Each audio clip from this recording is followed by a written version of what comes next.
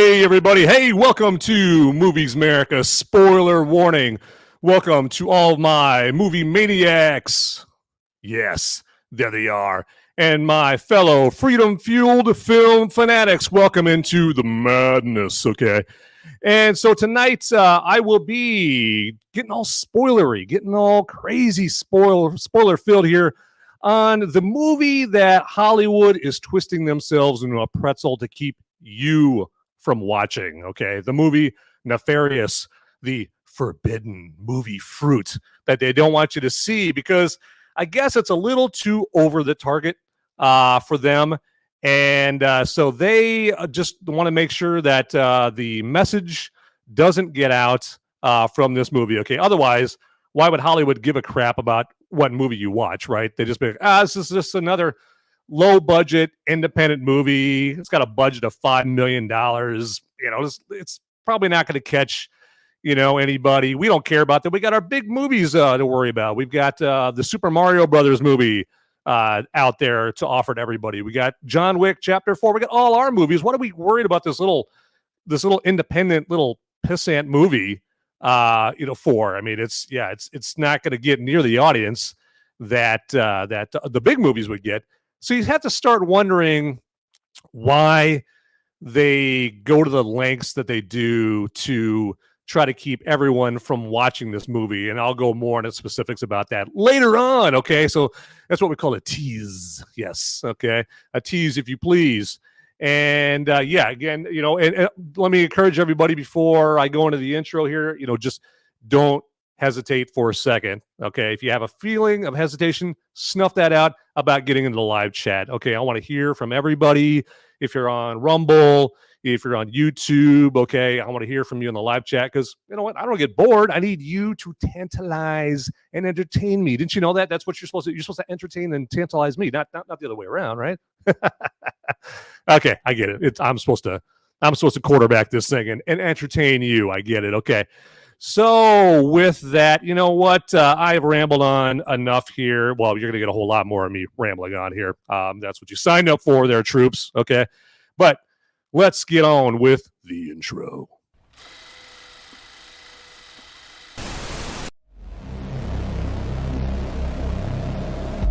In a world where the number of movies available is great, but many are so bad, you'll learn a new definition of hate. One man sifts and reviews through the movie sludge. One man will be the movie cop, jury, and judge. He goes by many names, but you know him by Movies Merica.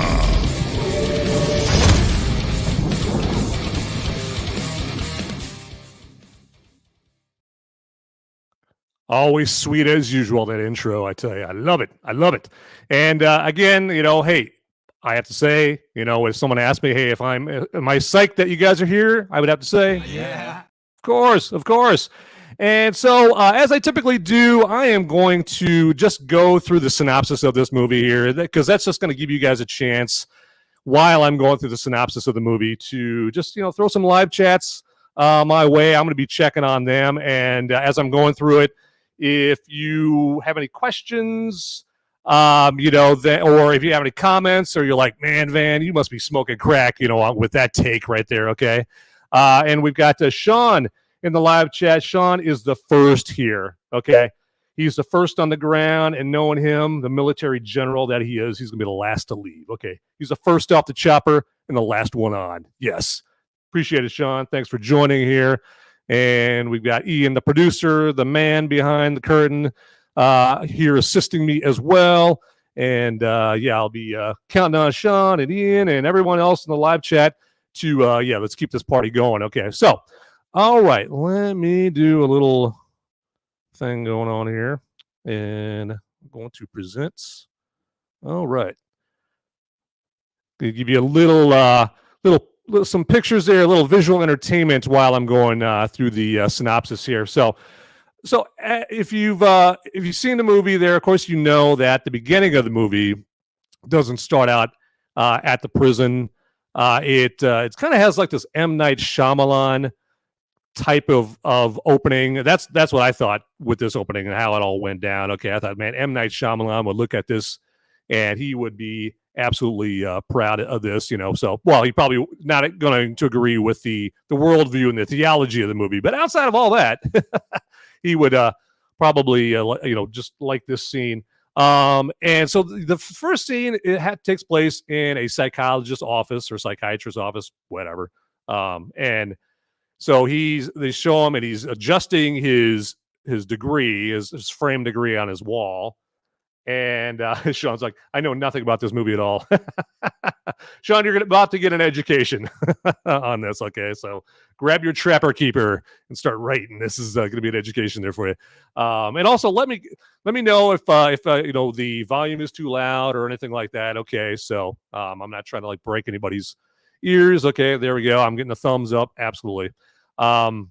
So yeah, we're in the psychiatrist's office. He basically sees that his frame degrees is crooked on the wall, so he's adjusting it to straighten it out. Okay, and then he goes to his desk. He's like gathers his things, and he's about to leave, and then the frame basically goes crooked again. Okay, and then they cut to him, and he's getting on the elevator in this high rise or whatever, and then they cut back to his office, which is looks like obviously it's on a high rise, it's up on a high floor or something.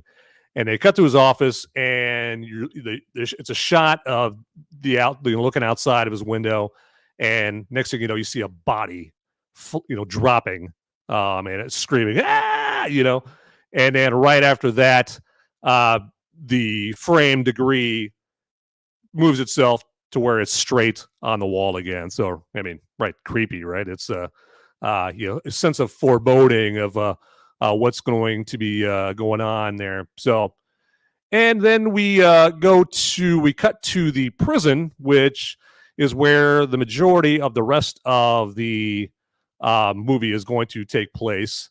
And we've got our lawyer, or not a lawyer, I keep thinking lawyer, our psychiatrist, our Dr. James Martin, I believe, is our second leading character.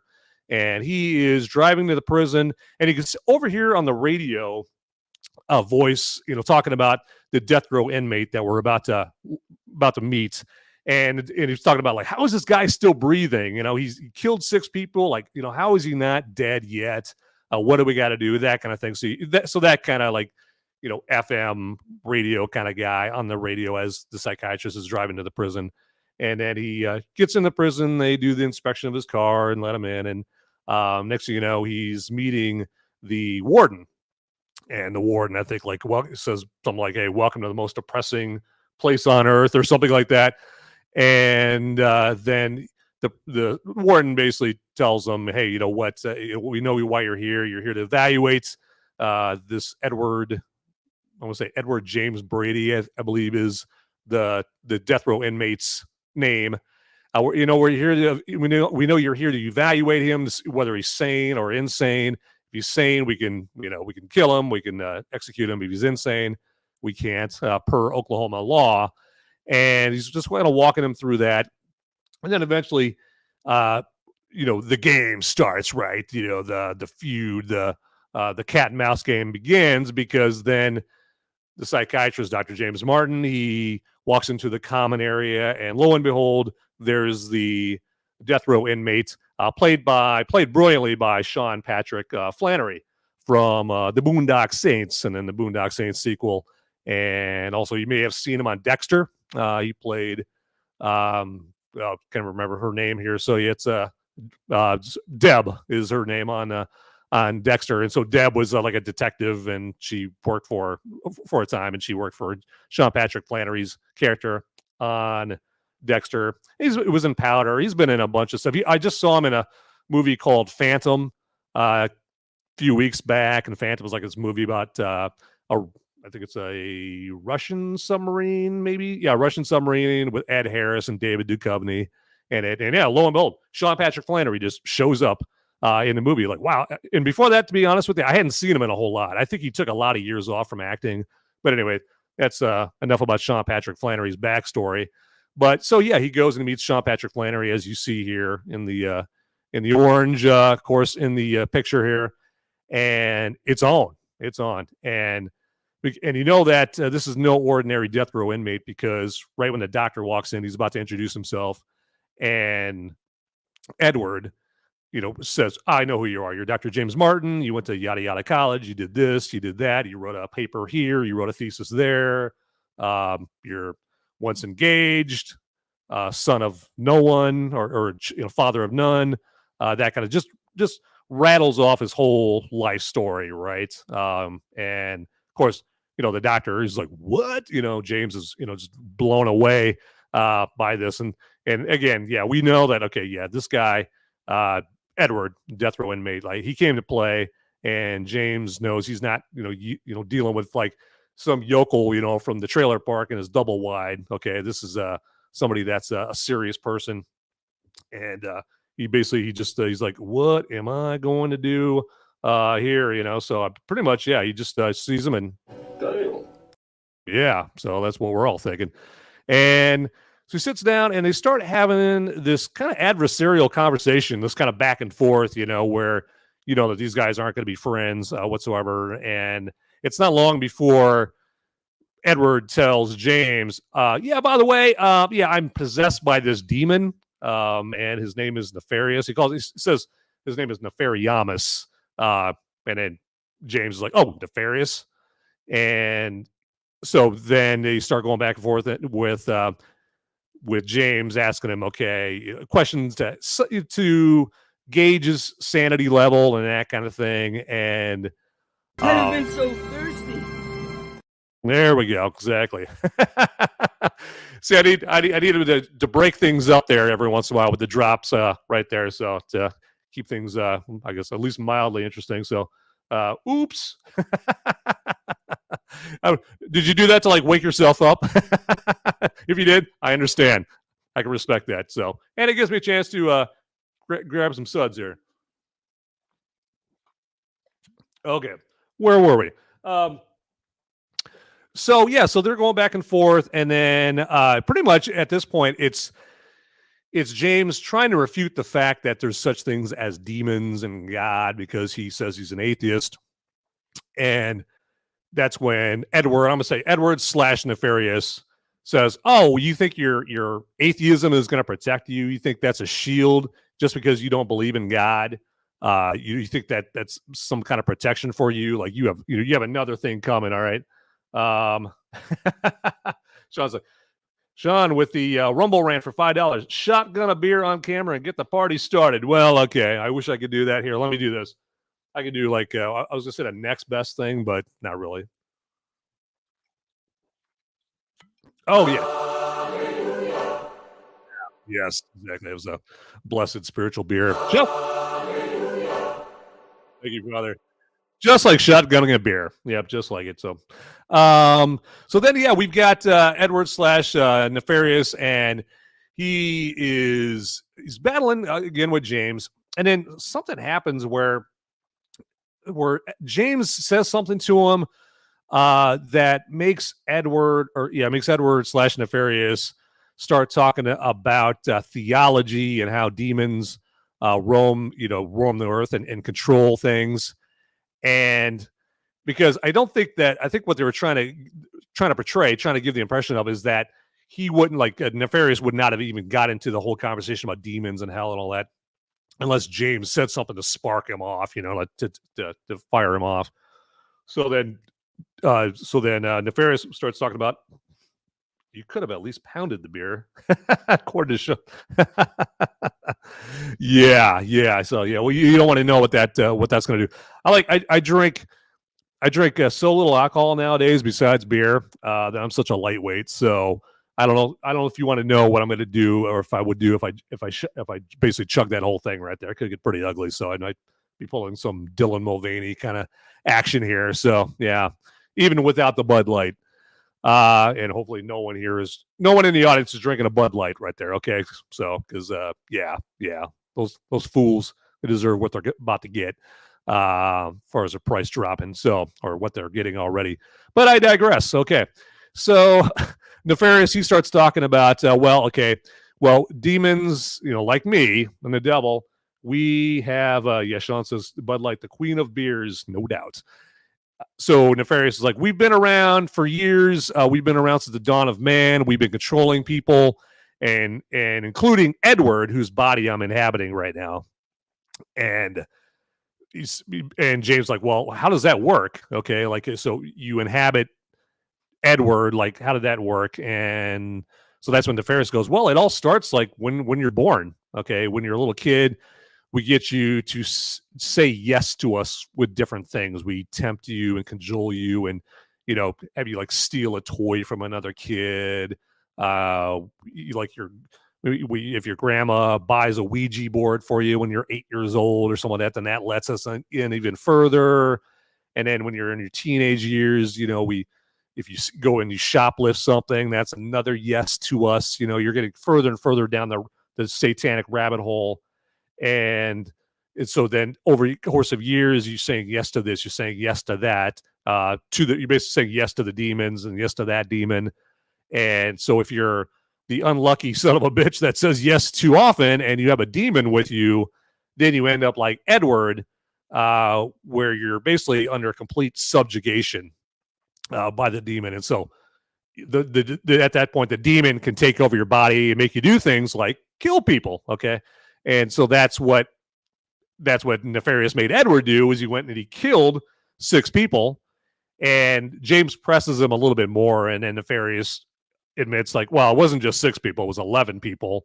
I think he said like 4 have never found, and the 5th one, like, there's no way they'd be able to identify who the 5th victim is, something along those lines, or something, something pretty ghastly, right?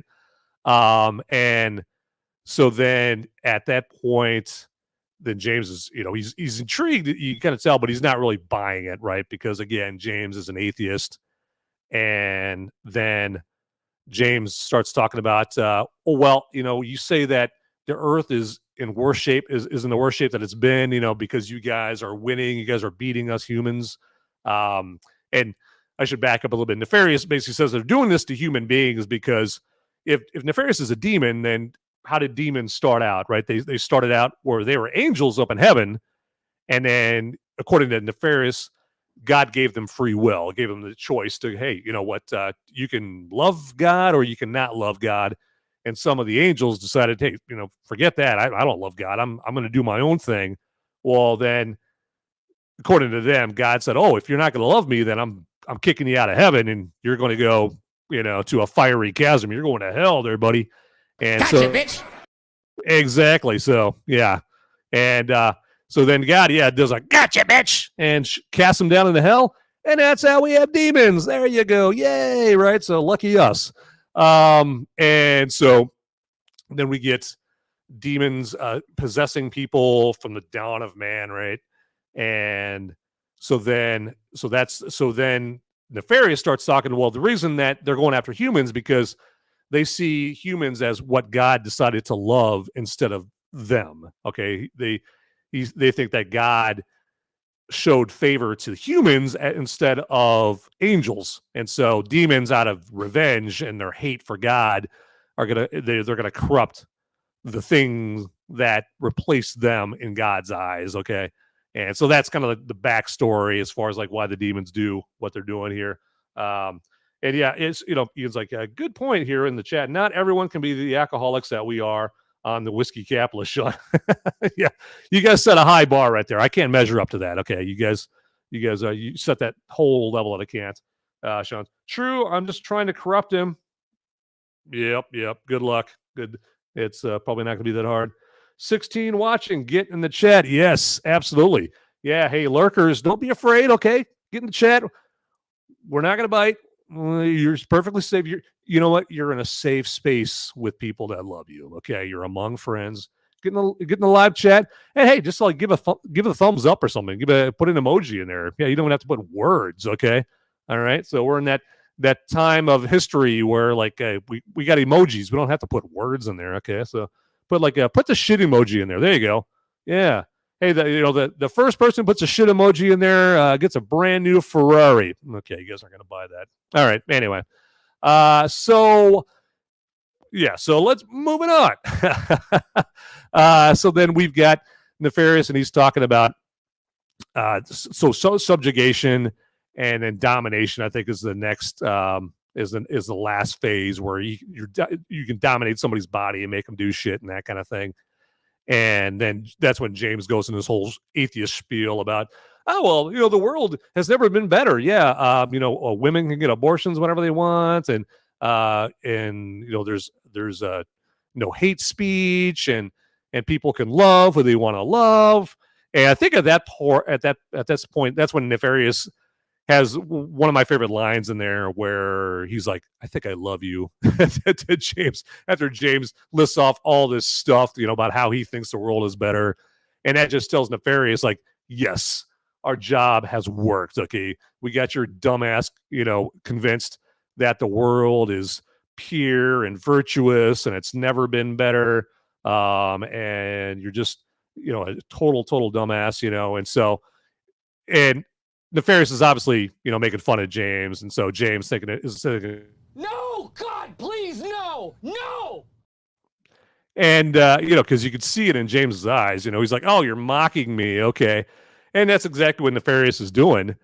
And so then I think James at that point, he's like, okay, I have enough to do the evaluation, okay, I don't need anybody, I don't need any more information. And I think Nefarious has some other things that he wants to talk to him about. And so he's trying to keep James there. And so then I think at that point, he says to James, like, starts talking about how James's mother died a few years back. And it turns out that, so James' mother was in hospice, or she was she was terminal and she was in pain. And James decided to pull the plug, and Nefarious is giving him shit about that. So you basically you killed your mom, and it didn't hurt that your mom had this $2.6 million insurance policy that he was the sole beneficiary of, and that kind of thing. And so at that point, James, he loses his shit. Okay, he's supposed to be this professional psychiatrist, and pretty much at that point, Gotcha, bitch. Nefarious has got him. Nefarious has got him right there, because James loses his shit. He knocks his his notebook off the table, and he's not having it. He's like, you're gonna say that I killed my mom, pretty much like, hey, fuck you, all right, you're not gonna you're not gonna accuse me of that. Speaking of that, there's no cursing in this movie. Okay, so I'll go into that a little bit further here on another topic about this, but no cursing in this movie. Probably there's cursing in here, but so then at that point, that's it. James is trying to again convince Nefarious that he didn't kill his mom. It was she was in pain and that kind of thing. So that's this movie's kind of way of saying, hey, its messaging is euthanasia. Can't do it, according to this movie, according to the creators and the writers. And the writer is Steve Deace, is the author of the book that this is based off of. So apparently he is no fan of euthanasia. And so James and Nefarious have a little bit more back and forth, a little bit more of the cat and mouse game. Okay. And so then James again is going to get up and leave, because he can't take it anymore. And that's when Nefarious starts going next level. He's like, what's Melanie up to? I think I've got that name right. So it's like, because I think Melanie is James's girlfriend. And Nefarious is like, yeah, what's Melanie up to today? And of course, at that, James like, what the fuck? Like, how the hell do you know who Melanie is? That's my girlfriend. How could he know? He's here in prison. He doesn't have the internet. He doesn't have the phone. How's he know who's who my girlfriend is, or whatever. And then James like, what do you mean? And he's like, well, more specifically, what's Melanie doing right now? Like, where is she at right now? And then it starts being revealed that Melanie is at a abortion clinic, and so then Nefarious is like, oh, okay, well, so instead of being a man and having the child with her and telling her that you love her and marrying her, putting a ring on that finger, put a ring on it, right? You're going to tell her to go get an abortion, and on top of that, she doesn't know that you're about to break up with her. So she's going in and getting an abortion. And of course, Nefarious can read his mind. And so Nefarious knows that he's about to break up with her. So this piece of shit is like having his girlfriend get an abortion, but he's going to break up with her anyway because, and it turns out he's got his eye on somebody else. So, James, we're dealing with a real piece of fucking work right here. It'll burn and burn and burn. Yeah, exactly. And so then obviously James is like, oh shit, okay, this guy, like, what the hell? This is let's deal with Miss Cleo, mind reader over here, okay? I don't know if he's a demon, but maybe he's Miss Cleo. Get that reference. Fuck you. Yep. So that's exactly what James is thinking right there. Like, oh, you getting up all of my personal shit? What? And so then James at that point is like trying to convince Nefarious that, oh, well, it's good that she's getting an abortion. He's not ready to be a father. He's not ready to be a husband, and that kind of thing. So Nefarious is kind of mocked. Yeah, you're right.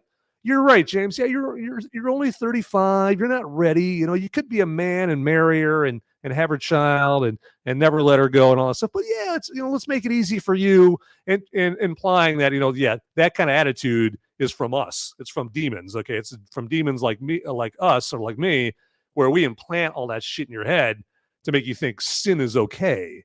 I got news for you. That means you're gay. Yeah. If you're, I think that's the main message Nefarious is trying to get across in this movie. Yeah. So if you don't do what I tell you to do, you're gay. Yes. We got beer drinking Trev here. Sorry. Had to get the lawn mowed, if you know what I mean. I don't know if I want to think about that. I'm gonna leave that out there, but appreciate the chat there. Keep them coming, man. Keep them coming. Hey, entertain me, tantalize me. So get to shave his butthole. Over to Ian. Yeah, he's got the Brazilian going on. Try to relax your anus. I'm just going to leave that right there, and I am going to be moving on. Okay. So then at that point, Nefarious can detect something is going on. Okay. And he can detect something's going on at the abortion clinic. And that's in the movie there. You may have seen the pictures here. I'm going to see if I can find this here. Probably can't find it here, but yeah, it's probably not in there. So rather than bore you with me trying to find the picture. So there's a part where Nefarious is standing up and he's got his arms outstretched and he's like, "Can you feel it, James? Can you feel it? Can you feel it?" And what he says he's feeling, what Nefarious can feel is he can feel Melanie actually going under the abortion operation. And he's like, "Your unborn son is about to join us in hell." So now this movie's getting real deep, right? Okay, so this is the part where you're like, okay, yeah, this isn't a Marvel movie. You are... No, God, please, no. Yeah, so... And if you're not subscribing to this religious worldview right here, I mean, you're definitely doing that. You're thinking this movie... She's gone from suck to blow. Yeah. And but the thing is, Nefarious can feel the abortion process happening, and he can feel the baby being, killed, and so finally he's like, okay, he's almost here. 3, 2, 1, yes, and basically the baby's dead, and it's just gone to hell. Which I don't get that part because that'll be exactly. So yeah, we're this is not a fun, enjoyable ride. In this movie. I mean, this movie is meant to make you think. Okay, now this movie isn't the movie. Obviously, the makers, in a perfect world, they'd be like, "Oh, you see our movie, you subscribe to our message, and you jump for Jesus, right? You're going to church every Sunday now, right? You're going to church every Wednesday and Sunday now." But the makers of this movie, they're realistic. They know that that's likely not going to happen, right? But they at least want people to think about this stuff, right? They want to, especially people that don't have these opinions because they have never heard anything else, right? I mean, there's probably a lot of people that think, oh yeah, abortion, yeah, it's just like a little pinprick and the baby doesn't feel nothing, and this movie is trying to portray like, no, that's not how abortion goes. Okay, they're literally ripping babies from limb to limb. Okay, I know that's gross and it's not very fun, but that's what they're trying to portray out there, that's really what it is, right? And again, if you don't subscribe to that, you're probably thinking, that's the coolest fucking story I've ever heard in my entire life. That's insane. Can I hear it again? or not. Okay. And so, yeah, they want people to think about that. Like, oh my God, I've never heard that. I watch CNN, I watch MSNBC, I watch all the, the big news networks, and I've never heard this. I don't know what that is. Or maybe you've heard it and you just don't give a shit, right? You're like, man, hey, that's what it is. Hey, if I kill a baby or whatever, I don't care. I got a nightclub to get to this Saturday night. I'm a dumbass. Yeah, is that meant for me?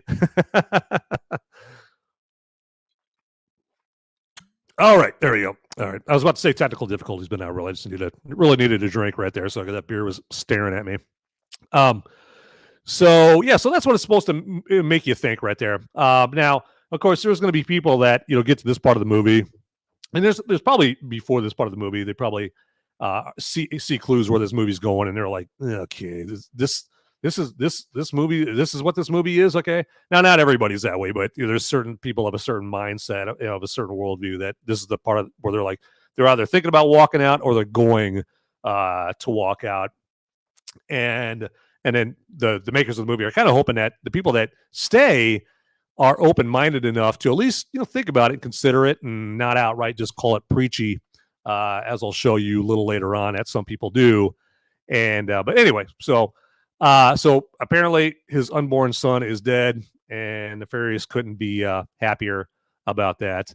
And so then at that point, James is like, I'm out of here. I got to go take a break. And so what he does is he goes and he calls up his girlfriend from the prison, because I guess he's compelled to tell her to, don't do it, right?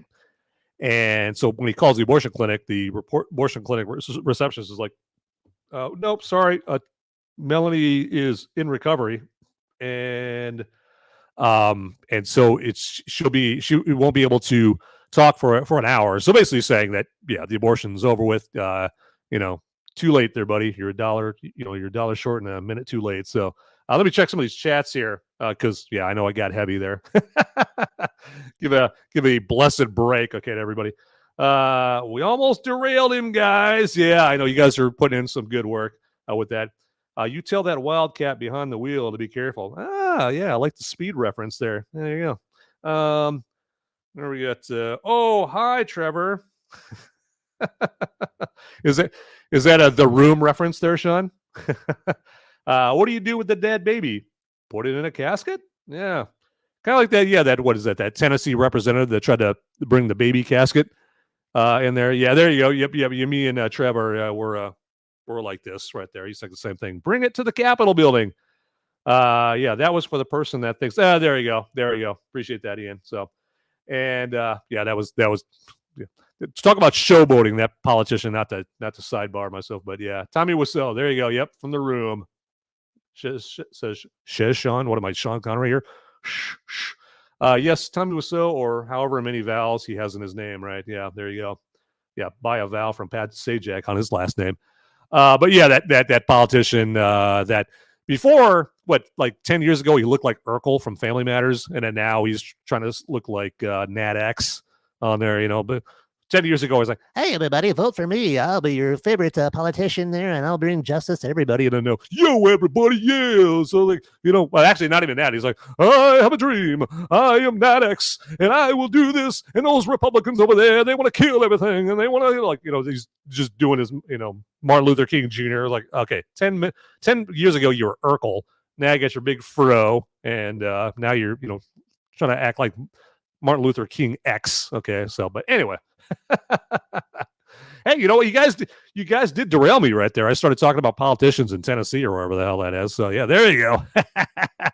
So yeah, hey, you guys shotgun a beer in celebration. Okay, do some shots or something. Gotcha, bitch. Yeah, gotcha, bitch.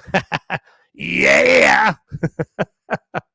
All right. So back to the good times of this movie, Nefarious. So that obviously, so he's like, okay, he's too late. And he goes out. He needs a smoke break. Okay. He needs a smoke break because at this point he's like, okay, yeah, I need a Marlboro Red bad, because I'm dealing with some heavy shit. Okay, I think I'm talking to one of the devil's minions over here, and my girlfriend just had an abortion that suddenly I didn't want to have. Things are a little heavy. So he goes out into the yard and he's just out there like with what the fuck look on his face, right? And the warden walks up to him, and he could see that James is disheveled, right? He is just out of his mind right now, and he's yeah, exactly. Yeah, he without the smile. The eyes part is right. His eyes are bugging out. I was like, what am I? Oh my God, can I just go home now? And so yeah, I think he wants to basically just. I gotta go take him. Yeah, and then just leave, right? I got to go get cigarettes and then never come back. And so then the warden is like, oh shit, he's getting in your head, man. I'll tell you, like, don't let him get in your head. He's going to have you convinced that you're the one who killed those 6 people. Okay, don't do it. And so James is like, okay, hey, I'm gonna nut up, I'm gonna cowboy up and get back in there to finish my evaluation. And then at that point, him and Nefarious are going back and forth again. And I think at that point, of course, I'm probably skipping over all kinds of shit. But then the warden comes in. He's like, "Hey, it's the warden comes in, or the prison guards come in. It's like, hey, the warden wants to see you." So the warden he goes up to Nefarious's Edward's cell, and it turns out Nefarious or Edward, he has we're gonna say Nefarious. Nefarious has this notebook, and it's got all these pictures of James as a kid, and of him growing up, and all kinds of notes in there about all kinds of things about James that James knows, like nobody else knows. There's no way anybody else can know this. Like these are things that are in my head. How the hell does this? Is the only thing that can explain this is if this guy is an actual demon and he's in my head, and and he also has this manuscript of basically this book that apparently Nefarious wants James to write. James to publish, because the book's already written. And I kind of skipped over that. So early in the story, Nefarious basically says, James, we want you to write this book. We want you to write our book, the demon's book, right? I think he calls it like the Black Gospel or the Black Scripture or something like that. So something really happy and really fun, something you read at parties, right? The Black Gospel, right? And so James at this point is like, well, I'm not going to have to read this or write this thing because he's already got this written. And so that's just more evidence. And Nefarious is like, this guy Edward, this guy is this guy isn't just some fat dude from the trailer park that just killed 6 people. Okay, he's about to get tripped to old Sparky, right? This guy is like he's definitely a demon, right? And so James goes back down. He shows him the notebook, and he's like, "How'd you get all this information? Who the hell are you?" That kind of thing. And then that's when Nefarious is like, "Hey, it's not nice to go through other people's things." And it's kind of mockingly, mocking him there. And so then at that point, the warden comes in, and the warden's basically like, "Hey, I need your decision there, Doc. Okay, I need your decision. Okay, time's a wasting. All right, sun's getting real low, and we got some executing to do. Okay." And so then at that point, Nefarious, he's got a little something going on underneath the table. Okay, and he basically he's kind of working his hands out of his cuffs. But none of them know that because he's doing it under the table. And then James says something about oh, is that what you get off on? And Nefarious goes, no, I get off on this. And he basically rips his hand out of his handcuffs and grabs James and slams him on the table, and then starts strangling him. And that's when Nefarious is like, yeah, I want to hear you beg for your life. I want to hear you beg. Like, what are you thinking right now there, James? You're an atheist. You think you're impervious to God and demons and whatnot. What are you thinking right now? And he's like, beg for your life. And James is like, basically, yeah, he's like, don't kill me. I don't want to die, And Nefarious is like, okay, well, I wouldn't kill you. I need you to write our book. So then, he lets him back up. And then that's when the warden and the guards just put a piss pounding on Nefarious right there, which Nefarious doesn't care, right? Because it's not his body. It's Edward's body.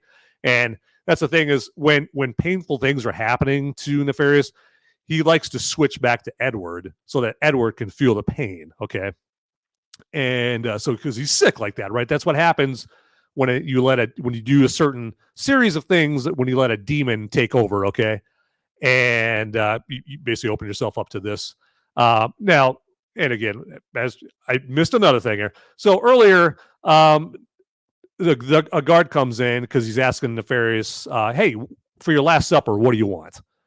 And when he asks him that, it's Edward, not Nefarious. And Edward's like, I want a double bacon cheeseburger, and I want a chocolate shake, extra thick with fries. And you don't mess it up. Don't mess it. The burger's got to be perfect. Okay, don't mess it up. This is important. And he's crying. He's just like, this is his last meal. He's emotionally distraught. And then suddenly, like, Nefarious comes back, and he's like, hey, on second thought there, guard, I'm not hungry. I don't want anything. And the guard's like, are you sure? Yep, I'm pretty sure. So again, more Nefarious fucking with Edward, okay? And so anyway, so then they're dragging Nefarious off after they've beat him up, because, he attacked James. And he's like, I want you there, James. I want you there. Obviously at the execution, okay? And so then they drag him off. And then so James goes outside with the warden. And the warden's basically saying, hey, you don't need to be here anymore, okay? You look, like hammered shit right now. Like, you don't need to be here. And James is like, nope, I need to see this through. So James stays there, and he's basically he's at the execution. We cut to the execution in this room that you see right there. Obviously, something's going on in this picture. And so when they go to Edward's cell to get him, before they go to Edward's cell to get him, it's Edward, and he's in the corner, and he's cradled up in the fetal position, and he's crying because it's Edward, not Nefarious at this point, and he's crying because he knows he's about to die. And then the guard that took his order for the Last Supper shows up, and Edward's like looking up like, where's my meal? Where's that at? Where's my double bacon cheeseburger? And the guard's like, you said you didn't want a meal. And so Edward's like, what? No, I didn't say that. So that's one of the scenes where you really start feeling bad for Edward. You're like, oh my God. And Sean Patrick Flanery does a lights out job with making you feel for Edward. Okay. Fetigator, hey, Fetigator, thanks for joining here. I'm glad you made it. And Fetigator hopes to see this movie again this weekend. It's so good. So, yep. And yeah, Ian seconds that. Thanks for jumping into the chat. So there you go. Yeah, we need more of you to jump in the chat. Not that I don't appreciate the people that are already in there, because you guys who are in the chat right now, you guys are doing heroes work, okay? And contributing to the cause, okay? But yeah, good to see you, Fetigator. And so then Sean Patrick Flanery, he's got your heart breaking for Edward, right? You're like, God, man, and it really makes you hate Nefarious. If you didn't hate Nefarious, at this point, you really hate him now. Like, motherfucker, he took his bacon cheeseburger and his extra thick chocolate shake. Like, them's fighting words, okay? Fuck you. Elizabeth. Heartfelt. Exactly. Yeah, it's like, it's Nefarious. Gotcha, bitch. Yeah, taking away his damn bacon cheeseburger. And so then on top of that, then the next thing you know, knock, knock. Oh, here's the warden, and he's here to read your death warrants, to you. So for little treats for after your not meal that you didn't have. And so through this whole thing, Nefarious is gone, and Edward, he's basically as Edward, because he wants Edward to experience every single minute of this agony and whatnot. And I should let you know, the execution is actually by electric chair instead of a lethal injection. And they point out earlier in the movie that, well, in Oklahoma, most executions are lethal injection because everyone elects to get the lethal injection. But at least in Oklahoma, you can choose to have the electric chair, but just nobody chooses it for obvious reasons. But old Nefarious is like, you know what? No, I'm going to go with the electric chair. That's one of my parting gifts for Edward.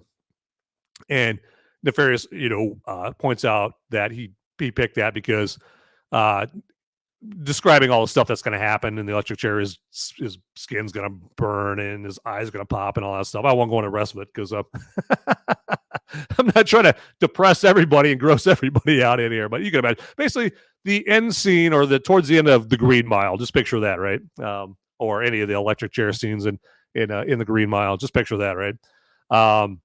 So they're dragging Edward out of his cell to go get executed in the electric chair, no less. And so they're strapping him in the electric chair, and he's scared out of his mind. He is shitting his pants and whatnot. Not literally, surprisingly enough. And he busts out of the chair, and he busts in, into the window, and he basically parts the curtain where all the people are in the, I guess, the waiting room or whatever, where all the people that are going to observe the execution, okay, where they're sitting. And all of a sudden, next thing you know, they see like the condemned man like rip open the curtains in the window. They're like, and of course, and Edward's like, please don't kill me, like let me out of here, and of course everyone's freaking out, in the room, like, holy shit, we didn't sign up for this crap, and so then they get Edward back in the chair, and they proceed to before they execute him, then this is one of the big moment, in my eyes, kind of one of the big moments is right before they fry him, he turns back into Nefarious.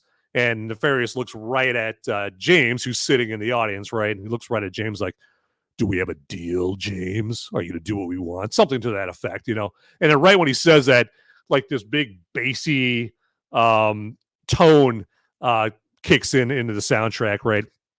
And it's kind of like, reminds me of, I remember the old Inception trailer back, I was going to say 13 years ago.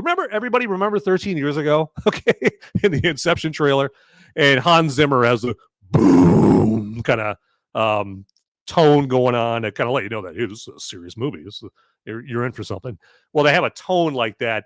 And that's why I say in my spoiler-free review back on Sunday that Hans Zimmer would be proud of the soundtrack in this movie because it's got a lot of Zimmerisms in it. And so that kicks in right when Nefarious is like, do we have a deal, James? And James kind of like subtly, like, says, nope, kind of like shakes his head like, no, I'm not doing that.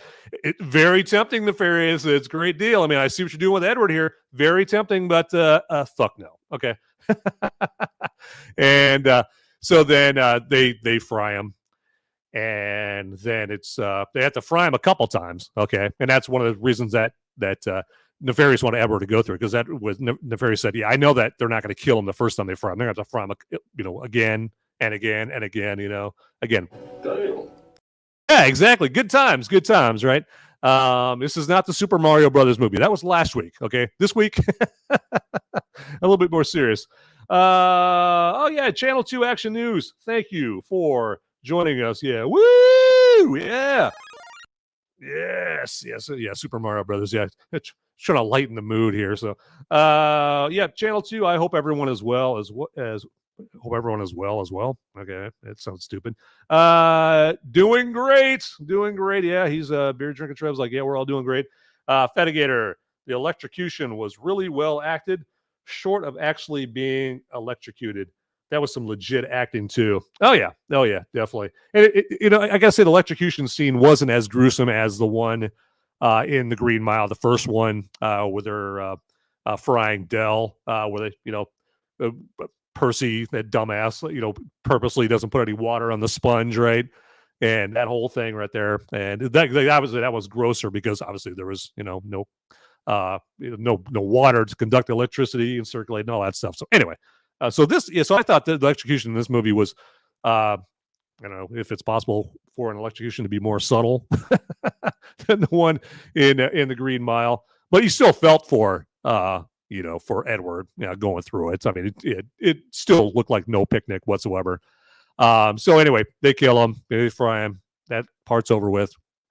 And a detective had sat down like right next to James, and the detective, of course, had his gun on him.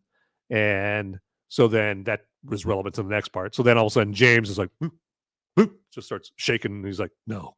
He starts like kind of jumping, like uncontrollably. And so he's like, no, because he knows what's happening. He knows that, oh shit, I'm possessed right now. Because obviously Nefarious or some other demon, probably Nefarious, jumped into his body, and all of a sudden he grabs the detective's gun, and he gets up, and of course everyone is shitting their pants, in the room, like, whoa! They're trying to run out and tell him to take it easy. The warden, runs in with all the guards, like, hey, take it easy, Doc. It's been a long day. And of course, the Doc is like, I can't control my body. I don't know. He's pointing a gun at everybody, right?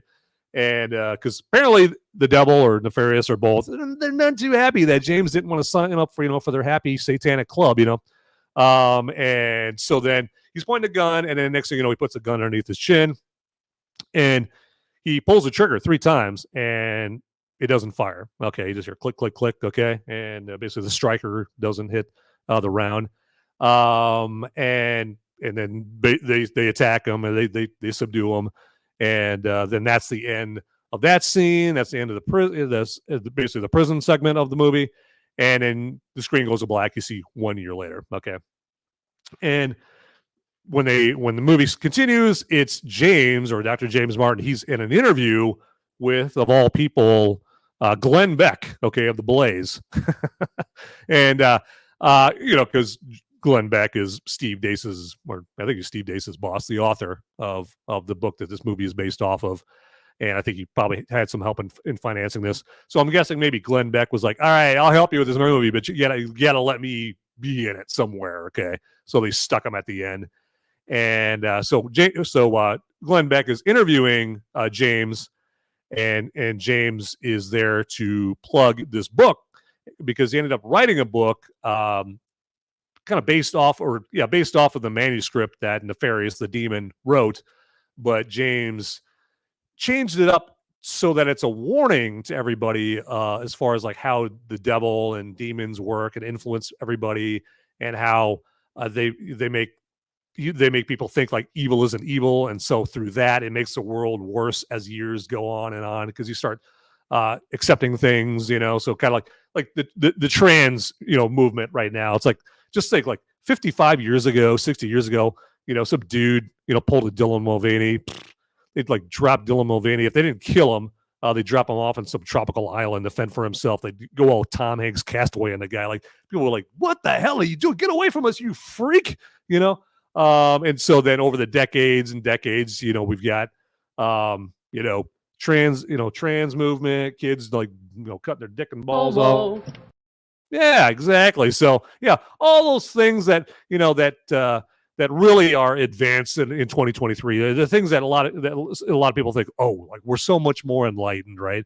But that's the point of this movie, is that's what the demons and the devils want you to. They want you to think like, oh, things are much more enlightened, and everyone back then was old fashioned. They didn't know what they were doing, and if only they had the blessing to breathe the same air as us right now. If only they were so lucky to exist in the same world as all of us enlightened people with all my degrees on the wall. I went to Harvard and Yale, and that's the feeling that the demons want. They want you to be so full of yourself and thinking your own shit doesn't stink and that kind of thing. So that's what the book is all about, that James is writing, is he's warning people that you're playing right into the devil's hands, okay?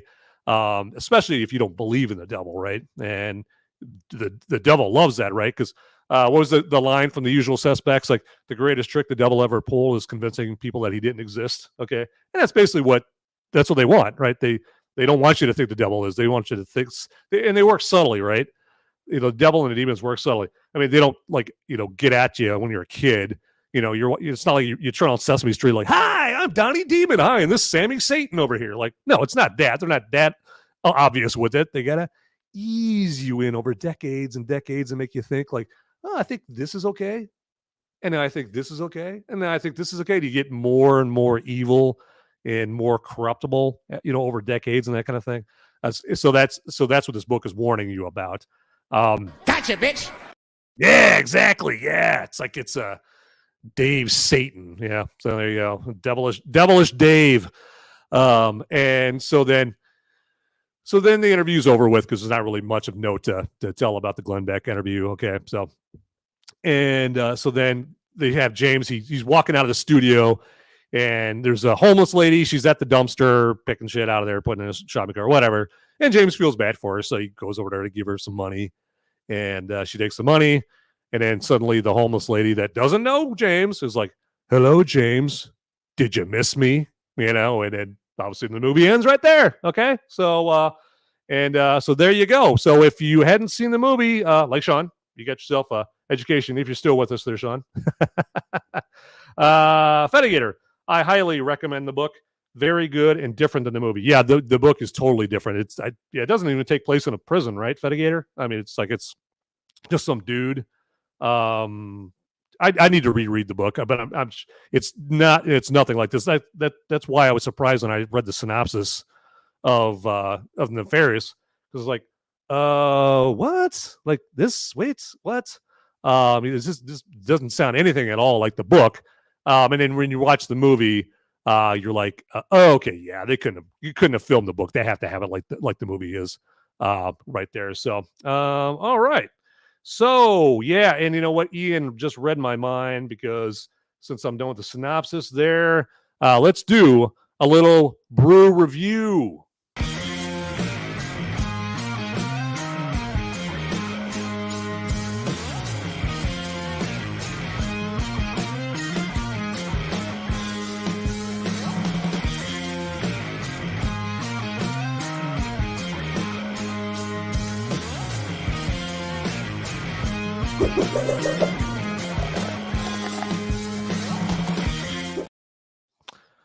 All right, here, let me get rid of that picture there. So, all right, so we don't need that anymore. No, we do not. Okay, so, all right.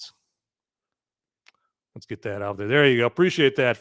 All right, hey, let me introduce you to a little friend of mine named Kilt Lifter, okay? And, yeah, so this is from Four Peaks, out of the actual Phoenix, Arizona area, okay? And this is a Scottish ale. And more importantly, this is not from Anheuser-Busch, okay? It is not that. I've done all my homework. I have to bust on my phone and make sure that Anheuser-Busch doesn't brew any of the beers that I review. I try to stay away from Coors as well. And so I try to stick with just like the mom and pop breweries, that kind of thing. That's the way to go. But yeah, Kilt Lifter right there. I don't know if it got any inspiration from Braveheart. Maybe, I don't know. So, but yeah, let's get a little tug off this bad boy.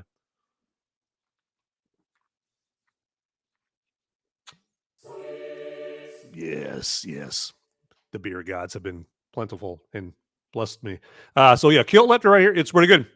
It's got that Scottish ale flavor, but it's a little lighter than most Scottish ales that I've had, but in a good way. Okay, so it's a little light in the loafers, but I'm going to take that back. Okay, that's an insult right there. But let me take another tug.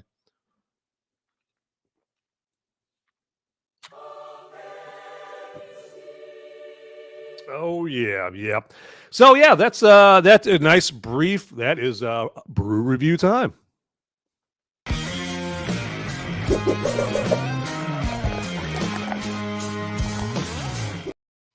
All right, here, let me check our live chat here over there, because you guys deserve not to be ignored. Okay, so we got Ian Kilt Lifter, Panty Dropper. Yeah, there you go. That's probably another beer of theirs. I need to go to their website and check it out. You know, I'm going to go to their website like right after this. But holy shit, he was right. There's a Panty Dropper in there. Yeah. I got some booty. I got some booty. I got some booty. Yeah.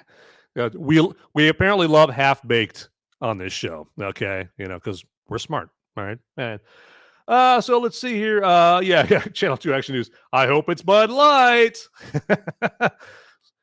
Happy to disappoint you, okay? And that's yeah, laugh out loud. Yes, Bud Light. And yeah, no trans fluid in here. Yeah, no, we don't rock the tranny fluid. Homo. Yeah. Dang it, it's not Channel 2. I know, Channel 2. It's hopefully that's the last time I disappoint you during this show here. And haha. All right. And again, yes, Kilt Lifter, Panty Dropper. Yes, okay.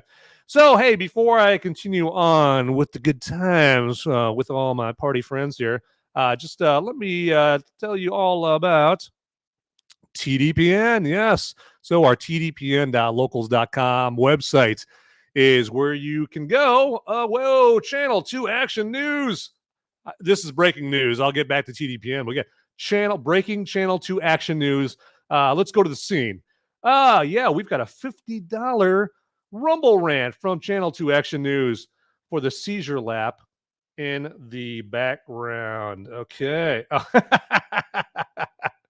Yeah, dude.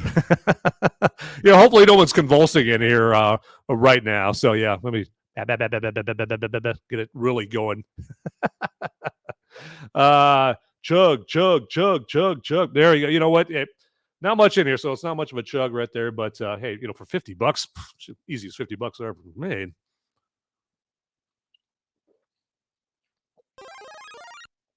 Oh, that's too much beer. I can't handle it. Oh. All right, Channel 2 Action News live on the scene. Appreciate that, man. Hell yeah. Yep. Lamp. See, I had a seizure. Well, apparently you don't love Lamp. Okay. Anyway, so, but again, thanks. All right. So, but, hey, that's a reminder. Anybody wants to beat Channel 2's Action News' Rumble Rant? We're starting at 50. 50. Do I have 50? Do I have 75? Do I have 75? Do I have 100? Do I have 100? 150? Let's get that action going. All right. There you go. Okay. So I've been so thirsty my entire life. Yes, and my 17 kids have never been so hungry. We need food. Okay, I couldn't even feed them ramen noodles. If only good people, out of the goodness of your hearts, for only the price of a Tercel a day, you can finance me and my 17 kids and buy us all ramen noodles. Okay, it's only a Toyota Tercel. Come on, cough it up. But if you're willing to cough it up, yeah, the Rumble Rant is how you do that. You just got to hit that $sign button right next to the Rumble live chat. Okay, and yeah, you donate if you want. Okay, there you go. All right, enough begging for money from me. But Channel 2 Action News, again, I'm gonna keep on saying it. Stepping up to the plate, my man. So yeah, so back to tdpn.locals.com. So that is where Ian and Sean and I, we have our primo content. Okay. Not to brag too much. But yeah, we have articles and videos and music and blogs and that kind of thing out there that you're not going to find anywhere else. Okay. It's exclusive property of tdpn.locals.com. And if you go there right now, you just enter in promo code TDPN. As it says right there, you get 1 month free membership. All right. So you're pretty much going to be able to take it to us for a month. Okay. Yeah. Can't beat free. All right. So unless we give you money, I guess that beats free, but that ain't happening. But yeah, so tdpn.locals.com. Check that out. And also I want to let you know that we are going to be having a Movies Merica Mad Libs. Yeah, there you go. Thanks, Ian here. So that's sweet graphic right there. We do Movies Merica Mad Libs. Okay. And I'm just going to give you the lowdown, the breakdown of what that is. So I'm creating a movie script. Okay. And in this movie script, we're going to have 3 characters that I've created already. And we're going to do the first scene. And these 3 characters in the first scene, they're at a bar. Okay. And they're just shooting the shit with each other. Okay. And I'm writing the first few lines. And then the Mad Libs part is any tdpn.locals.com members. Okay. The people up in the tdpn.locals.com VIP lounge up on the second level, getting all the bottle service. Okay. They are going to have the exclusive opportunity to basically add the next lines for the 3 characters. Okay. And you can add as many lines as you want to these 3 characters. 1 line per character, please. Okay. And then me and Ian and Sean, we're going to have to play the characters. Okay. And one of them is kind of a slutty woman. That's one of the characters. Okay. Just a little tease as far as one of the characters. And one of us is going to have to play that. Okay. That character. And we don't know yet who's going to play which character. We're going to draw out of a hat. Okay. Oh, look at those babies. Yeah, that's what she wants right there. She wants you checking out her mammary mounds. Okay. And so someone is going to have to play the character with the mammary mounds. But we don't know who that's going to be. But we're going to do the table read of this script. Okay. This scene 1, this table read on Movies Merica Spoiler Warning live. Okay. For you guys to check out, and you guys can laugh and point like, Van, you suck at acting. Oh my God, you totally flubbed that line. I mean, you make fun all you want. So that's one of the perks of being able to do that. All right. So if you're having a bad day and you want to make fun of somebody, I'm your man because I suck at acting. Okay. So that's what's coming up. Okay. So you can contribute to that as a member of tdpn.locals.com. Okay. All right. So let's move on from that. And there's also, let me remind you to subscribe to this channel, to TDPN, to Till Death Podcast Network, okay? And like this, okay, on YouTube and Rumble. and then also get in the comments. Okay. Now, right now, I want you to live chat with me. But after the show is done, after the sun sets on this show, you can still comment in the comment section down below and let me know. Like, hey, you know what? Did you like this show? Did you hate it? With the heat of 1,000 suns, if you did, what didn't you like about it? What do you want me to cover next time? That kind of thing, or tell me something about Nefarious, whatever you want. Fedigator, I know my man Fedigator is going to get in the comments right there because he stepped up to the plate along with everybody else in the live chat and is live chatting with us. Okay, here. So that is what we got going on with that. But yeah, if you guys would do that, that would be fantastic. Gonna check the chats here. And nature clear. Okay, yep, I was gonna get to that, but yeah, might as well do it right now. So yeah, nature clear is this recovery powder where you can take it to proactively prevent yourself from getting a really bad hangover or a hangover at all. If you're going to go out and you know you're going to be pounding some booze, you're going to be pounding too many kilt lifters, probably something more serious than a kilt lifter. Okay. And so if you want to, prevent a really bad hangover or a hangover at all, yeah, you just take a packet of Nature Clear. It's like little packets, like you've seen, a little powder, and you just throw it in like 12 ounces of water. You throw it in a water bottle and just shake that thing up and just chug that thing before you go out. But if you're there on your 23rd tequila shot, you're like, crap, I forgot to take my Nature Clear.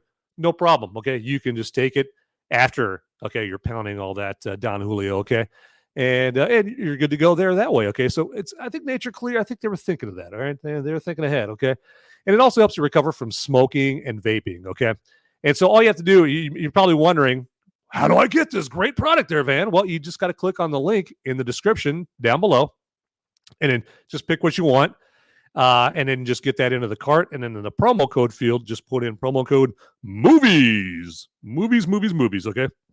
Movies just once, okay? I'm trying to be cute. So just put in movies once in the promo code field, and then you're going to get up to 25% off your next order, okay? All right, so yeah, Nature Clear. Get you some. All right, get some. Okay, so let's do this here.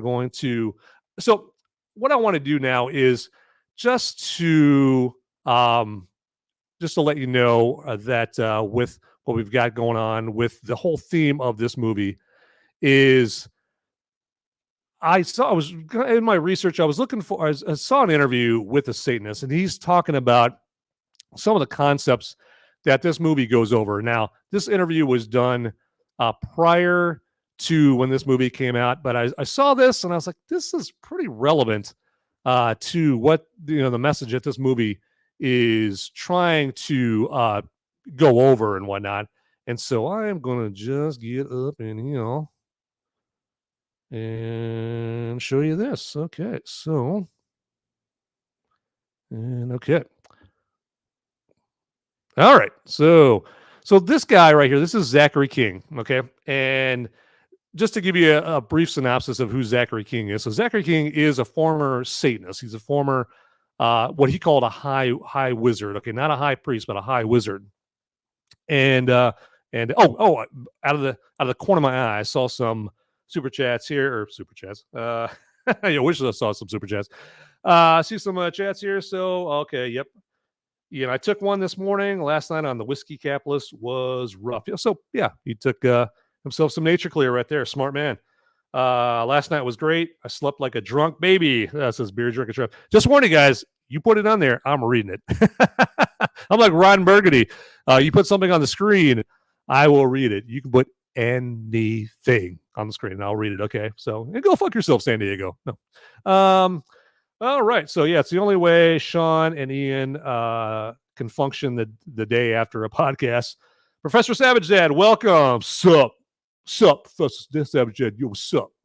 Yeah, tell you, TDP represent. Yeah, Pro Dad, P Diddy, what's up? P Dizzle. Wait, that's my uncle. Channel 2 Action News says, and yeah, Ian's a Trev doesn't lie. He's spreading the gospel. He's saying truth. Hashtag truth from Trevor there. Absolutely. So, all right. Again, yeah. Thanks a lot for commenting in the chat there. Okay. So back to Zachary King here. So yeah, so he was a ex-Satanist. He was a high wizard, meaning he could cast spells and that kind of thing. And he started when he was a kid, because his I'm not gonna. He talks about this video, but I'm not gonna play that part. But basically, when he was a kid, his parents would send him and his sister off to Baptist church, and then his parents would just stay at home. And his parents basically reveal, okay, the reason we're dropping you off at Baptist church is just because we need some private time, if you know what I'm saying. And we don't really believe in church or the Baptist church. We just need some place to dump you and your sister off, okay? And so, obviously, from that, he didn't have a real high opinion of religion and all that. Beer drinking trip. Why would I lie to my best friends? Yeah, feeling the love in the live chat over here. So at that point, so religion in Zachary King's eyes was like this stupid dumpy thing where you couldn't do anything. It was no fun. It was all about, oh, you can't do this, you can't do that. Okay. Well, then he meets some Dungeons and Dragons kids. Okay. And they invite him in, and they're not just playing D&D. They're like, hey, we got all the movies you can watch. You got all the music you can watch, got all the drugs, all the booze. Hey, that chick over there, you want to fuck her? Hey, you can do that. Like, so this club, this Dungeons and Dragons club, was basically like every 12-year-old's wet dream, right? You're like, oh my God, I can do everything that you can imagine a 12-year-old boy would want to do, right? And so he's like, well, okay, church where I can't do anything, or party club over here where I can just do anything I want. This, please. And so the reason that they were doing that with him and seducing him in that way is because they're trying to coax him into joining their satanic club and that kind of thing. So he's in that till he's like 19 or 20. And then he leaves that because I guess he thought that, that satanic club was a little too quaint. Okay. And he wants to move on up in the old satanic realm. Damn. Exactly. So then he leaves that, and then so basically he gets into what he's going to talk about here. So let me just play this here for you, and you can hear it in his own words. On the final page, I was selling my soul to the devil. And I knew that meant that when I was 95 years old, I was going to keel over dead and go straight to hell. But I'm 13 years old. 95 years old is a long ways away. And I'm going to get everything I want between now and then. I was fine with that. I wasn't even positive that hell was real or that I was really going to go. How far did all of this go? How long were you in all of that? Because if you did your first abortion, what age did you say? 15? Just before turning 15. I should warn you, basically, as you could tell, the interviewers are from some Hispanic country and whatnot. So that's why you got the dubbing and all that stuff right there. So yeah, should have gave you a heads up on that. So continuing. I did, as a juvenile, I did 4 more. So I did 5 in my juvenile years. I was with that coven until I was 18. Was this done in some kind of clinic? Or what kind of place was it done in? No, the first one I did was in a member of the coven's farmhouse. So, and it was more sterile than a lot of abortion clinics that I've done abortions in. It was incredibly sterile. And there was about 150 people there. And there's different phases of what everyone's doing. So that people have different roles that are there. And what's the connection between this? Okay. So I basically wanted to play that for you to kind of delve into the abortion part of Nefarious, okay? Because I wanted to show that, okay, the author of this book isn't just like talking out of his ass about how abortion and demons and devilry and all, if that's a word, how they coexist, okay? Now, I know at this part, I don't know how you feel about abortion and all that stuff. Obviously, it's a touchy subject, right? It's not like we're talking baseball right here, okay? It's something that, it's a very touchy subject that people have strong opinions about. So some of you might be like, man, shut up, when somebody like, oh, yeah, okay, I'm willing to listen. And other people are like, yeah, man, all right, yeah, you speaking the truth, brother. So just to let you know, I'm totally cognizant about that, but I just think this is important to go over. And then obviously what I'm trying to do is like just kind of trying to spark thoughts in your mind. And again, I'm not trying to like, oh man, I want you guys to just automatically, buy what I'm selling here or what I'm saying here. I just like to provoke conversation and thoughts and that kind of thing. But that's why I wanted to play that. But so as you heard him say, that as part of this, being in this coven, this satanic club or whatever, they as part of trying to do spells, they do abortions. Okay, because I think it's kind of that part of that whole to get a life you need to take a life or something along those lines, right? The blood magic and all that stuff. I know it's getting deep. And so when Steve Deace, the author of A Nefarious Plot, the book that Nefarious is based off of, talks about abortion being one of the things that demons slowly teach you to think like, it's okay. I mean, it's not really a baby, right? It's just some clump of cells. It's nothing, right? It's just this, you can't see it, right? You can't hold. It's not like you can, you thought you can hold it and rock it in your arms, right? It's nothing, right? Like it's just it's a and they don't want you to think like, well, yeah, but if you don't interrupt the process, what's it become?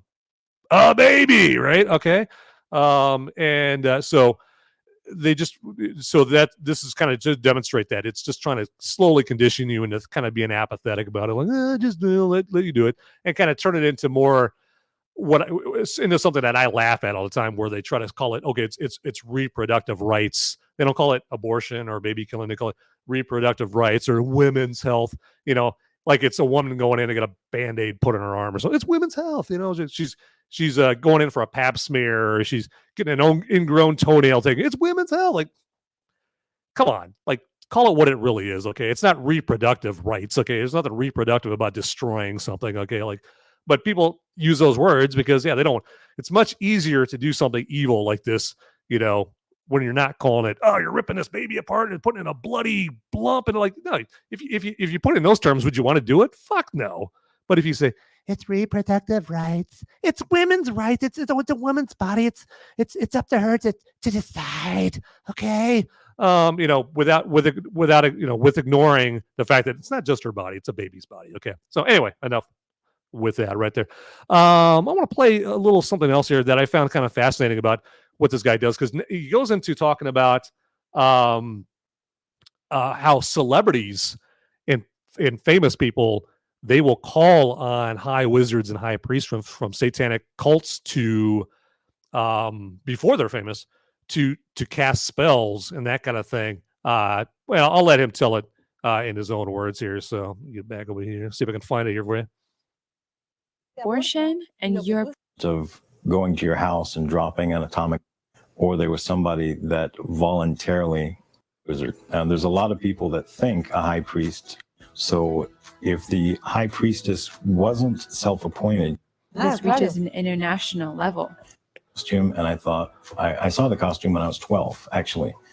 And the second or the third and fourth time he's conducting a spell, he's full on into doing a spell. So right here, what he's talking about is in the video "Like a Pill" from Pink. Okay, if you guys have ever seen that "Like a Pill" video from Pink, we all know Pink, right? Okay, big superstar, right? In the video for "Like a Pill," what he's saying right here is there's a satanic high priest in that video, and at least the fourth time that you see this high priest in that "Like a Pill" video, he's casting a spell in that video. And the reason he knew that is because he knows what a high priest or a high wizard's uniform looks like. And so according to him, he was watching that Pink "Like a Pill," and holy shit, there's a high priest, satanic high priest. What the hell? So let me check here. Check our chats here. Okay, so yeah, Professor Savage, thank you. You're dead on fire, Van, as always. Well, there you go. So there goes my ego. All right. Everyone liked the stream, shared on the socials. Thank you, Ian. It's like the boiling frog theory. Exactly. So, Professor Savage, I operate under the standard that if I was walking around as an astronaut on Mars and I found this thing, it would be called life. Then it's life. Yep, exactly. Yeah. It doesn't have to be something where you're putting it in a stroller, right? And you're taking it to Disney. Well, don't go to Disneyland anymore. To be a life, right? Okay. But people tell themselves things to kind of rationalize in their mind, like, because there's something they really want to do, right? But they know they shouldn't do it. So they start telling, well, it's not really that. what do I have to tell myself to make myself feel better about this? It's that classic thing. It's like a basic tenet of human existence, right? You really want to do something evil, and at first you feel bad about it, but then you just kind of start sugarcoating things, and you're like, oh, well, now it doesn't seem so bad because I'm giving it nice, frilly, sugar-coated words like reproductive rights. All right, off to the abortion clinic. So, okay. So then we've got, instead of making me better, you keep making me ill. Okay. All right. So there you go. From Beer Drink and Trev. Hopefully that's, oh, yeah. Oh, here we go. Professor Zabajab before that. I skipped one. I apologize. I think I've heard of her or seen her before, but I'm not familiar with any of her music. I'm less familiar with her music than Ian is familiar with ska. Instead of making me better, you keep making me ill. I'm guessing, is that a lyric from Like a Pill? Because, yeah, I'm like with Professor Zabajab. I've heard of Pink. I don't know any of her music. Didn't she have a song like get up in the club or get up in this bar? I don't know. Fuck. I don't know what it is. So, she's probably ill from the repeated abortions of sensibly hollowing out and caving in her vagina. Channel 2 Action News. You have such a beautiful chat voice, Beardy. There you go. Absolutely. All right. Spreading the love here around here. Okay. So that where was I? Okay, so we're talking, so celebrities and all that stuff, and Pink and the Pink video and that kind of thing. So yeah, let me try to find that here again because it's fascinating the way that he tells it. Like a tuxedo of some sort. Is that something pretty typical? High wizard? No, that they're with famous people. Oh, that's common. And why do these people want to have high wizards? Well, again, if you go to YouTube and look up how many artists claim that they've sold their soul to the devil for fame and fortune, that was one of the jobs of the high wizard, is that we take people that want to be famous. It's called a warehouse deal. You go someplace, usually in LA or Hollywood, all the rock stars show up, or the people that want to be famous show up, and the high wizard shows up, and you walk through this area, and whoever catches your eye, and it's probably a very satanic thing that happens. I mean, you don't look at everybody. You just walk through there until you stop at certain people. And I would walk up and I would ask, what would you be willing to do to be famous? And most people will say right off the bat, I'd be willing to do anything. So then we follow that up with, well, what do you mean by anything? And most people at that point would say, well, I wouldn't have sex with an animal, but anything else, it's fair game. Well, Satan doesn't want that What? Apparently they don't know how to party. No, I'm kidding. person. He doesn't want the person that's not willing to do anything.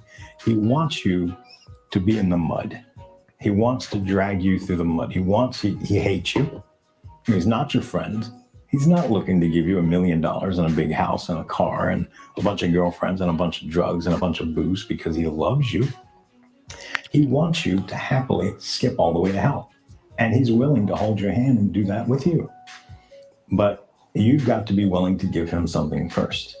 And that usually involves, the person that says, I would do anything, and then I would follow it up, well, what do you mean by anything? And they say, anything, name it, and I'll do it. So I would name would you have sex with a horse or a dog? And those people would say yes. So I'd give them a card. It's called a tier 2 card. They would take the tier 2 card and follow the address that's on it. When they go there, they're going to do whatever it is that they're going to be asked to do. Now, I don't go to the tier 2 meetings, so I don't know what they do. And they may not do something with a horse or a dog, but I don't know what they do. But I do know two things. One, I know that there was a guy came to me that had no talent. He could not sing. He couldn't dance. He couldn't write a song. He couldn't write poetry. He couldn't read music. There was nothing he could do. There was nothing whatsoever.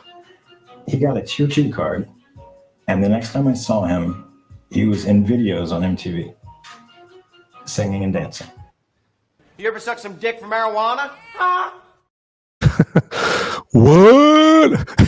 MTV? Like, what the hell? So, of course, when I heard that, I was like, who's he talking about? Who's he talking about? And I was like, I think the first thing I heard, I thought it was like Justin Bieber, something like that. So, but it's probably before Justin Bieber came around. But let's continue. And he was extremely popular. Now, Also, on occasion, you'll read about a rock star hanging themselves, ODing on drugs, drinking themselves to death, DUI in a car, multiple DUIs. Eventually, they wrap their car around a tree or something. And it's like, or you hear about, well, they were in despair and depressed and an alcoholic for 20 years before they died. Why would someone that's so rich and so popular and so famous, and just all that, why would they do that? They would do that because they're trying to forget how they got there. You know, if you're a normal person, having sex with somebody that you normally would never do it with, somebody or something, you've got to drink a lot of booze to forget that. Mm-hmm. Yeah. So, yeah, I mean, I'm sure like everyone might be picturing in their mind like somebody who died, like that, some famous person who died like that. So it kind of makes you wonder, like, what did Jim Morrison do exactly to? well, what did Elvis do? Okay. You have smoked yourself retarded. Got an Elvis fan here, apparently. But it starts, because I remember I started thinking all kinds of names like, okay, all right. No, not obviously that doesn't mean that they did this, right? So some people have, talent. Or, well, I don't know, maybe they didn't have talent. Maybe they're like the guy that he's talking about. Like, he basically doesn't have a fucking lick of talent, but they got a tier 2 card. And they went and fucked a cat, and next thing you know, hey, it's the Jonas Brothers, like something like that, who knows? Okay, so let me check the chat here. Happy 420, everyone. Yeah, exactly. Welcome to the perfect 420 show to enjoy yourself with. The show that makes you want to smoke more weed than maybe you were thinking about doing. You're probably going to smoke a big fat bowl after all this material. So Professor Savage Dad says, let me I skip one. Ian, Professor Savage, I'm skipping all kinds of messages over here. I'm like, I can't talk right. Okay, he's Professor Savage Dad. He's talking about nearly anybody on MTV in the last 20 years. Till Death Podcast, talking about Pink.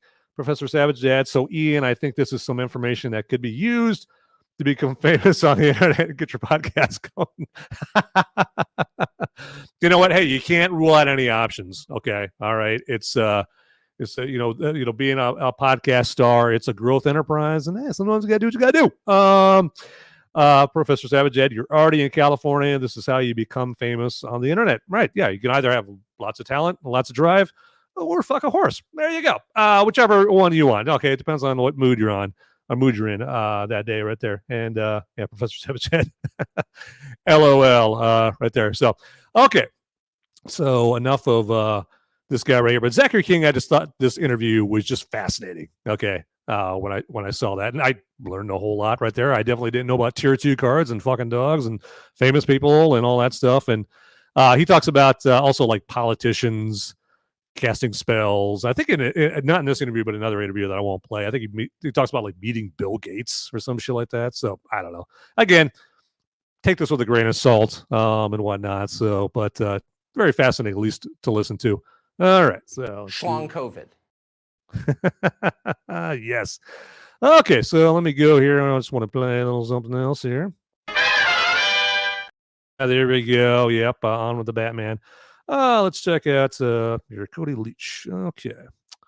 Let's play this. I'm not going to play this whole thing right here, but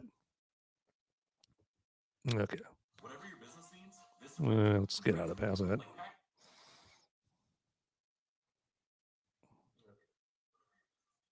Oh my God, I can do everything that you can. All right. Well, that didn't work. Going to my own YouTube right there. So apparently I got a very well-oiled machine here with me. So I'll just say this right here. Okay, you get the point. This with Cody Leach here. Okay, you guys may have seen him doing reviews on the old YouTube. And so apparently you can see right here in his thumbnail, he is not shy at all. He wants the world to know what he thinks of Nefarious. And so this just goes to show about what kind of people are watching Nefarious. Okay, again, this isn't the Super Mario Brothers movie. This isn't going to be like some universally beloved movie. Okay, and the makers of Nefarious, they've point blank said, okay, well, this movie is going to reveal three types of people. Thank you. Believers, Ninevites, or Sodomites. Okay, and believers are exactly how they sound. They're going to watch the movie like, yeah, all right, yeah, absolutely. We believe everything this movie says, or we agree with most of it, right? Ninevites are like, okay, I don't necessarily agree with it right now, but I'm going to think about it. I'm not necessarily going to jump for Jesus right off the bat, but okay. And the Sodomites are this guy. So yeah, they're Cody Leach and his whole take on the movie there. So yeah, Ian, go ahead and play that if you would. So Nefarious is from the folks that brought us God's Not Dead. It makes so much more sense. Hey, Ian, can you skip to like maybe 3/4 of the way through? What is up, guys? Welcome to my review action. Because when I found out that the directors are the people that brought us God's Not Dead, one of the absolute worst piece of shit movies I have ever seen in my life. And that's not an anti-religious statement. I think that most Christians would tell you that movie is a piece of garbage. When I found out that this was the team that brought us that movie, everything made so much more sense. Oh, yeah. It's all coming together. This is essentially those same exact people trying to do exactly what they attempted and failed miserably, in my opinion, to do with God's Not Dead. It's them trying to do that exact same method, but put it into like this somewhat horror thriller movie and not advertise the fact that it is kind of like a Christian propaganda film. And my God, like, trigger warning. If you're somebody that has any kind of passionate thoughts on any of those things that I listed, which I think most of the human race has pretty passionate thoughts on abortion and euthanasia and good versus evil and Christian God and Christian Satan and fucking the death penalty, this movie's probably going to piss you off if you're not in the mood to just sit there and hear somebody's thoughts rambled off to you for 90 minutes straight. I think it's time we tell you exactly what it is that we'd like you to do. And even if you strip away all of that, if you can put on blinders and just take all of the Ian, can you pause it right here? And just experience it as a... Thanks, man. Okay, so right here is where he's about to give up his shit, okay? Because he's about to go and he's about to say, okay, well, even if you strip all that stuff away, the story is terrible, okay? And if he's objective enough, because I've seen his reviews of other movies where the story isn't even half this movie, okay? And he's like, oh, I love it, because people are getting their heads chopped off and their arms ripped off and whatnot and that kind of thing.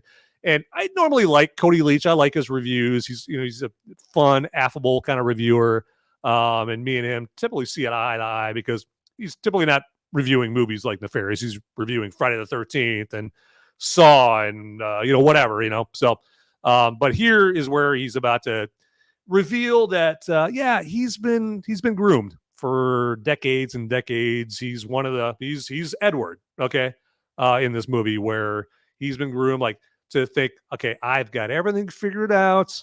I'm a master of the universe. He probably isn't going to put it in those terms, but I've got it all figured out. I got nothing more to learn. I've got it all figured out. So, hey, keep it in church, buddy. All right. I don't need to hear it in this movie. All right. So he's about to reveal this. So yeah, Ian, if you don't mind playing a story as it stands, the story sucks. You have demon inhabiting guy that is going on to death row who is literally being mentally and psychologically tortured by this demon. You have him interact with this protagonist who is an atheist, who's not a very Ian, that's good enough. Appreciate it, man. And not a very convincing. So notice the Chucky doll right behind him. What created Chucky? Oh, that's right. Chucky being possessed by a psychotic murderer. Okay, so he's got no problem with things being possessed. Okay, as long as it's a doll, right? As long as it's a Chucky doll. So he's so fucking full of shit with this take right here. Okay, so enough of this guy. I'm sick of looking at Cody Leach. So again, like I said, I typically like this, but yeah, he's just. And again, I don't expect him in his review to go, oh man, I was converted. I watched Nefarious and I know my sinful ways and now I'm going to go to church this Sunday. And no. But just to outright lazily label it as preachy, and just dismiss it right there. I mean, at least at least, show some intellectual curiosity to go like, yeah, you know what? This movie's not going to be for everyone, but it made me think, and I'm not necessarily going to agree with it, but it's a thought-provoking movie. All right, that's my review, everybody. Thanks. Like, you could have left it at that, but no, he's like, oh, I got nothing new to learn. This is bullshit. I ain't listening to any of this shit, man. This is preachy as hell. And so, yeah, he basically gave up his shit. So anyway, so again, the point of that is I don't mind people not agreeing with this stuff, but just to outright label it lazily as preachy, no, that's beyond the pale. Okay. What do we got? Yeah. Lighten the mood, right? Yeah. Yeah. Rant over. So what do we got here over in the live chat? All right. So what do we got? Sketchy Jesus isn't just a name, LOL. So according to Ian there. Yep. Channel 2 Action News. Here's your tier 2 card. Yeah. Sure. You're not going to have to do anything skeezy or sleazy whatsoever. Yeah. You're probably just going to have to watch, In Living Color or something like that. Yeah, there you go. Professor Savajad, I'm pretty sure Jennifer Lawrence has been trying as hard as she can to forget about Harvey Weinstein. Oh yeah, that wasn't just the casting couch. It was a casting couch, casting bed, casting staircase, casting car, casting stable hand. So Schlong COVID. Casting stable. There we go. God. Don't know where I was going with that. Professor Sabazad, Jennifer Lawrence was actually the first actress to ever have to sleep with the producer in order to get a leading role, in case nobody knew that. Yeah, right, because Jennifer Lawrence was the first at everything, right? Because Jennifer Lawrence was the first to see baby Jesus born back in Bethlehem. I remember, reading about that in the book of Luke in the Bible. So, yeah, but Jennifer Lawrence. And so, yeah. And so Jesus was being born in the manger, and then Jennifer Lawrence was there. Yes, exactly. So, yeah, brilliant observation there, Professor Savage. Yeah, exactly. Thanks for that knowledge.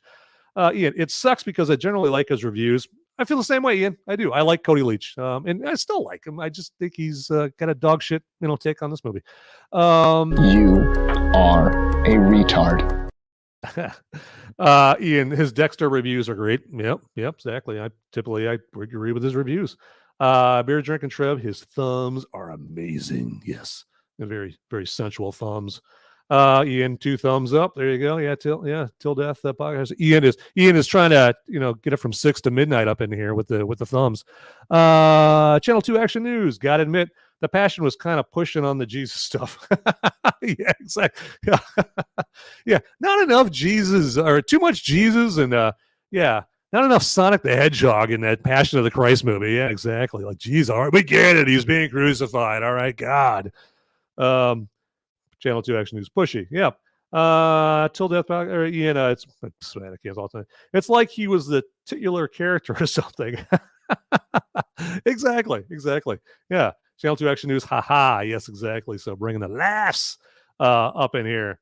So that is. So I just want to give you some other perspectives as far as what's out there with that. Okay. So all right. So let's go ahead. And just to let you know here, because we are closing things out there, folks. Okay. And what have we got? Oh, moviesmerica.com. www.moviesmerica.com as we draw this show to a close. Check out that website. Now, that just has the audio versions of the Movies America spoiler-free reviews. Then also I'm on the socials, Twitter and Instagram, at Movies America on there. And then also, if you check out Facebook, I'm out there at just look for Movies America on Facebook as well. And we have at Till Death Network. So that is the handle there. And if you go to solo.to/Till Death Pod Network, that's where you can see. That's like a one-stop shop for all links Till Death Podcast Network right there. So if you don't want to have to hunt and scratch and lie, steal, and barter to find all the links for Till Death Podcast Network, just go to solo.to/Till Death Pod Network, and that's got all the links for your viewing pleasure. Okay.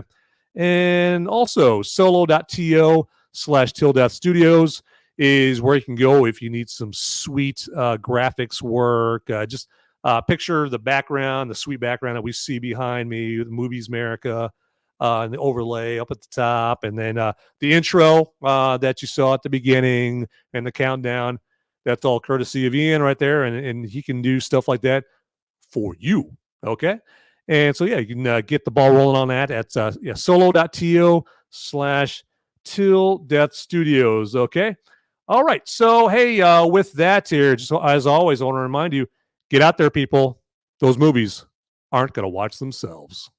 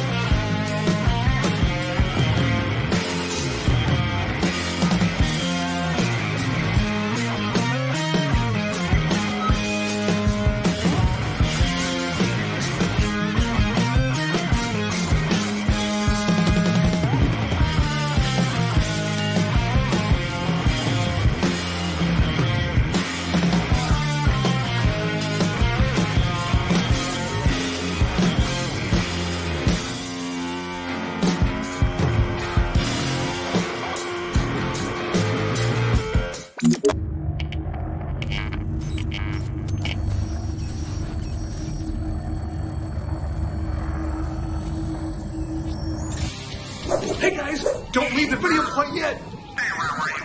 Okay, I've got the popo. They're coming after me, and I don't have much time to tell you, but you need to like and subscribe this video right here, down below. It's right down there. It's just waiting. It's waiting for you down there, okay? And make sure you watch these videos over here too. You'll be doing me a big favor. I'll be in handcuffs pretty soon. All right. Thanks for watching.